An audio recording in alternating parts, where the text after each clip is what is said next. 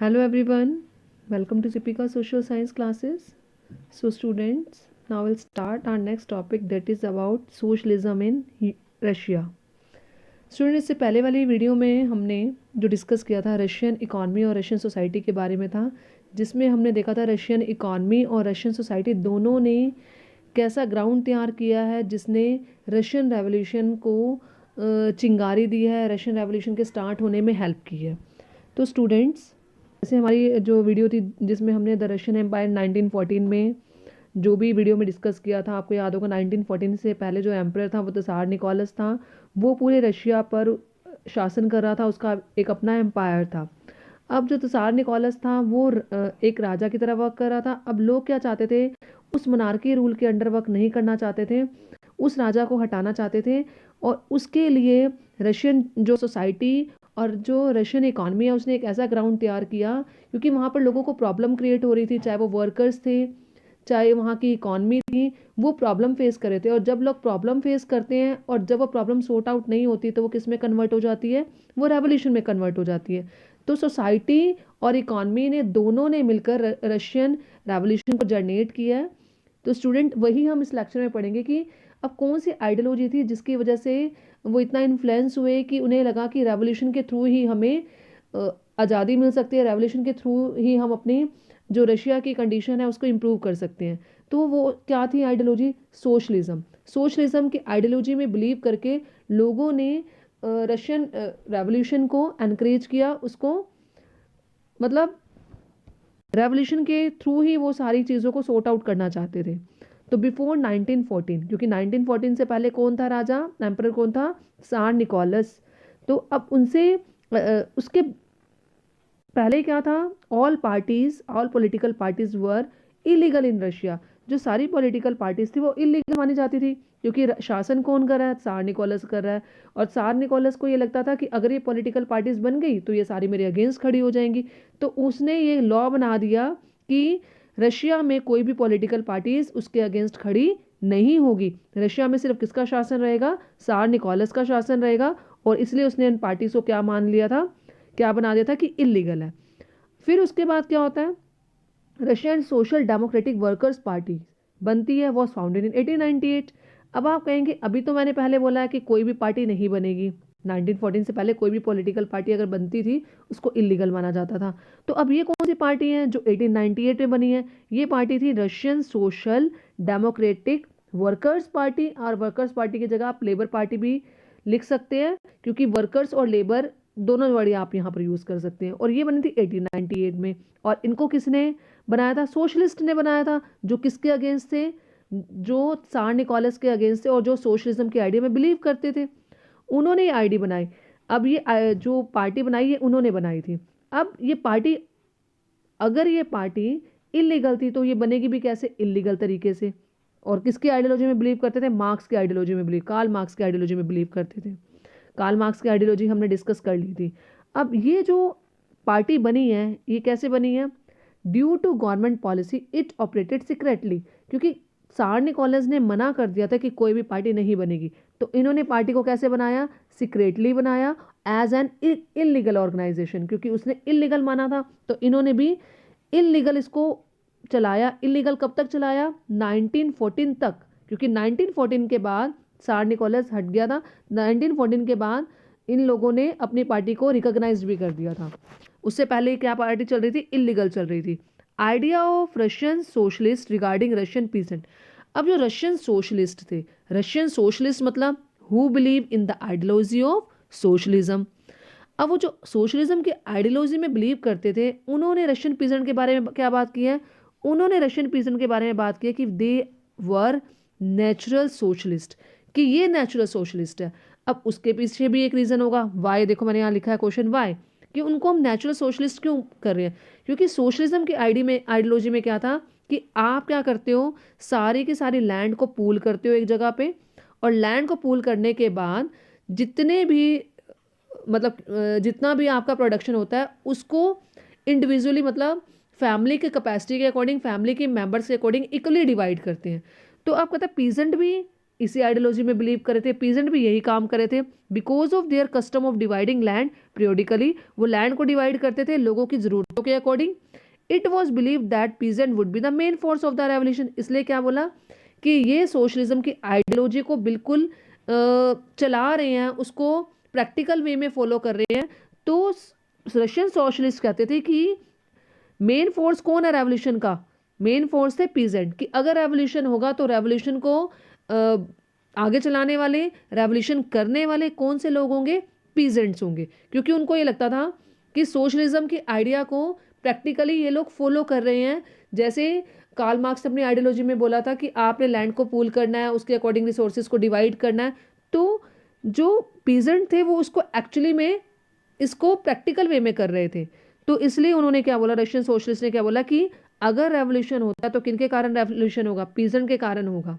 तो इसलिए उन्होंने उनको क्या बोला, natural socialist. Formation of socialist revolution party in 1900 by peasant. अब देखो जो ये वाली पार्टी थी, आपने पीछे वाली वीडियो में मैंने बताया था आपको कि वर्कर्स में भी स्प्लिट देखा गया था, वर्कर पार्टी थी। तो यहाँ पर वर्कर्स पार्टी थी, इन्होंने क्या किया, इससे स्प्लिट लिया और इन्होंने अपनी खुद की पार्टी बनाई। वो कौन सी पार्टी थी, formation of socialist revolutionary party in 1900 by peasant. Peasant ने अपनी एक और पार्टी बनाई जिसका क्या नाम रखा गया, सोशलिस्ट रेवोल्यूशनरी पार्टी। अब आप देखना इन दो मेन पार्टी का, पहले वाली है सोशल डेमोक्रेटिक वर्कर्स पार्टी और दूसरी है formation of socialist revolution party in 1900। ये दोनों पार्टीज कब बनी थी, 1914 से पहले पहले बनी थी और ये इलीगली वर्क कर रही थी। अब आप इन दोनों पार्टीज को ध्यान में रखना, क्योंकि इन पार्टीज का आगे भी आपको पता चलेगा कि कैसे ये पार्टीज कन्वर्ट हुई हैं मूवमेंट में, कैसे इनकी डिवीजन हुई है। तो अब देखो डिवीजन देखो कैसे हुई है। अब social democrats disagreed with the socialist revolutionaries over the fact that Russian peasant are naturally socialist.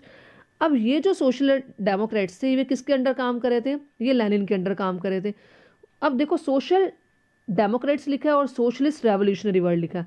अब सोशलिस्ट जो रेवोल्यूशनरीज थे वो ये कहते थे कि जो रेवोल्यूशन आएगा वो पीजेंट लेके आएंगे, क्योंकि देवर नेचुरल सोशलिस्ट, वो नेचुरल सोशलिस्ट है। और जो मूवमेंट होगा वो मेन उसका रीज़न कौन बनेंगे और वो रेवोल्यूशन को आगे कौन बढ़ाएगा या रेवोल्यूशन होगा किन की वजह से, वो होगा पीजेंट की वजह से। पर यहाँ पर जो सोशल डेमोक्रेट्स थे जो किसके अंडर थे, जो व्लादिमीर लेनिन के अंडर थे, वो ये कहते थे, वो इस चीज़ से डिसएग्री थे। वो इस चीज़ से क्यों डिसएग्री थे, क्योंकि Lenin felt that peasant were not one United group. क्योंकि लेनिन को लगता था कि जो पीजेंट है वो एक यूनाइटेड ग्रुप में नहीं है, कि वो इकट्ठे नहीं है। आप देखिए पिछले लेक्चर में वर्कर्स थे, वर्कर्स भी इकट्ठे नहीं थे, उनमें भी स्प्लिट था। पर अगर स्ट्राइक हुई थी तो उन्होंने मिलकर काम किया था, क्योंकि वो एज अ वर्कर काम कर रहे थे। पर यहाँ पर लेनिन ये बोल रहा है कि ये एक यूनाइटेड ग्रुप नहीं है। क्यों नहीं है एक यूनाइटेड ग्रुप, क्योंकि सम वर पुअर और सम वर रिच, कुछ पुअर है और कुछ रिच है। अब देखो बिल्कुल ऑपोजिट हो गए, रिच और पुअर। और सम वर्कड एज लेबरर, कुछ लेबर्स की तरह काम कर रहे हैं किसी के फील्ड्स पर, और अदर वर कैपिटलिस्ट, और कुछ कैपिटलिस्ट हैं जो दूसरे वर्कर्स को काम दे रहे हैं। तो डिफरेंस आ गया ना।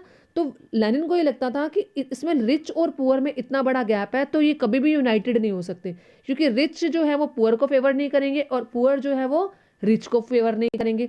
तो उनको ये लगता था कि वर्कर्स में चाहे स्प्लिट है फिर भी वो वर्कर्स की तरह काम करते थे, और जब स्ट्राइक होती थी वर्क के लिए तो वो सारे इकट्ठे मिल जाते थे।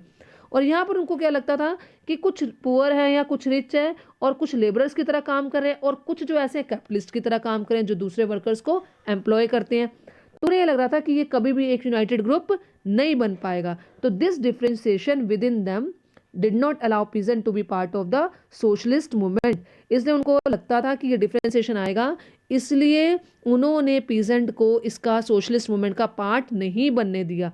डिफ्रेंसिएशन किसके अंदर, पार्टीज के अंदर, क्योंकि दो पार्टीज बन गई थी। दो पार्टीज जो अभी मैंने बताई है आपको, कौन कौन सी दो parties, Russian social Democrat workers party और सोशलिस्ट रेवोल्यूशनरी पार्टी, जो किसने बनाई थी, पीजेंट ने बनाई थी। तो जो डिफ्रेंसिएशन आया उनके बीच में, with in them did not allow peasant, तो उन्होंने अलाउ नहीं किया पीजेंट को ताकि वो सोशलिस्ट मूवमेंट का पार्ट बन सके। अब इसकी वजह से क्या हुआ, जो Russian social Democrat workers party थी, देखो ये वाली पार्टी जो थी जिसके बारे में अभी हमने डिस्कस किया है, रशियन सोशलिस्ट वर्कर्स पार्टी, और इसको आप लेबर पार्टी भी बोल सकते हैं, जो 1898 में बनी थी, ये जो है ये 2 पार्टीज में स्प्लिट हो गई। कौन कौन सी, और स्प्लिट कब हुई है? दिस स्प्लिट हैपेंड इन 1903 में, ये स्प्लिट हुआ था 1903 में। हम कब की बात कर रहे थे? 19 जो हमारा पीछे हमने डिस्कस किया था 1914 से पहले की बात कर रहे हैं। तो इसका स्प्लिट कब हुआ है? 1904 में इसका स्प्लिट हुआ है। देखिए, तो ये जो स्प्लिट हुआ था इसमें इसने डिवीज़न हो गई बोल्शेविक के बारे में और मेंशेविक। अब बोल्शेविक याद रखना मेजोरिटी है, मेंशेविक जो है वो माइनॉरिटी में है। बोल्शेविक मेजोरिटी में वर्क करी थी और मेंशेविक माइनॉरिटी में वर्क करी थी। पर कई बार ऐसा भी होता था कि उसकी मेजोरिटी ज़्यादा और उसकी मेजोरिटी कम हो रही थी, पर लास्ट में जीतती बोल्शेविक पार्टी है जिसके पास मेजोरिटी में सब कुछ था। तो बोल्शेविक पार्टी को लीड कौन कर रहा था, हेड कौन कर रहा था? व्लादिमीर लेनिन वर्क कर रहे थे। ही believe that party should B disciplined and should control the number and quality of its member. उनको ये लगता था कि पार्टी क्या होनी चाहिए? डिसिप्लिन्ड होनी चाहिए। पार्टी में जो भी काम होगा वो डिसिप्लिन वे से काम हो, कि ऐसा नहीं है कि कभी भी कुछ कर लिया, और क्वालिटी होनी चाहिए मेंबर्स के बीच में। तो व्लादिमीर लेनिन जो थे वो इस चीज़ में बिलीव करते थे। और अगर बात की जाए मेंशेविक की, मेंशेविक जो पार्टी थी वो माइनॉरिटी में थी, और उनको कौन हेड कर रहे थे? उनको हेडेड कर रहे थे जूलियस मार्टो। ये आपकी बुक में नहीं है एनसीईआरटी में, इसलिए बता दिया है। Another fraction of the party headed by the Julius Martov. जो बोल्शेविक पार्टी है उसको हेड कर रहे थे व्लादिमीर लेनिन, और इसको कर रहे थे जूलियस मार्टो। और ये बिलीव करते थे, they believe that party should be open to all. उनको ये लगता था कि पार्टी हर चीज़ के लिए ओपन होनी चाहिए, जैसे काम चल रहा था जर्मनी में, ठीक है। और ये जो पार्टी को चेंज करना चाहते थे, ये पार्टी को चेंज करना चाहते थे रेवोल्यूशन के थ्रू, कि रेवोल्यूशन जब तक नहीं आएगा तब तक काम नहीं चलेगा। और मेंशेविक वाले पार्टी को, ये जो इनके फॉलोवर्स थे वो इस चीज़ में बिलीव करते थे कि अगर हमने सोसाइटी को चेंज करना है तो हम रिफॉर्म्स करें वर्कर्स के अंदर, एजुकेशन के थ्रू रिफॉर्म ला के हम अपनी सोसाइटी को चेंज कर सकते हैं। बट बोल्शेविक वाले किस पर बिलीव करते थे? रेवोल्यूशन में बिलीव करते थे कि अगर सोसाइटी चेंज करनी है तो रेवोल्यूशन तो होना ही चाहिए। तो ये 2 पार्ट्स में स्प्लिट हो गई थी। Russian democratic social democratic workers party भी बोल सकते हैं, और the Russian social democratic workers party भी बोल सकते हैं। तो ये किस में स्प्लिट हुई है? बोल्शेविक और मेंशेविक में। दोनों के अलग अलग लीडर्स थे, दोनों के अलग अलग आइडियाज़ थे कि वो डिसिप्लिन वर्कर्स में बिलीव करते थे, डिसिप्लिन वे में काम करना चाहते थे, और ये पार्टी जो थी ये सबके लिए ओपन थी, जैसे जर्मनी में चल रहा था। तो स्टूडेंट, ये जो Russian democratic social democratic worker party है, इसके ऊपर आपका डायरेक्ट क्वेश्चन भी आता है कि दोनों के आइडियाज़ क्या थे, या जो Russian social democratic workers party है वो कितने पार्ट्स में स्प्लिट हुई है, उनके आइडियाज़ बताइए। ऐसा भी क्वेश्चन आपके पेपर में आ सकता है। अब नेक्स्ट वाली वीडियो में देखेंगे इन 2 पार्टी की स्प्लिट के कारण क्या ग्राउंड तैयार होता है, कैसा कोर्स रहता है। तो नेक्स्ट वाली वीडियो में हम डिस्कस करेंगे the turbulent time, the 1905 revolution. Thank you.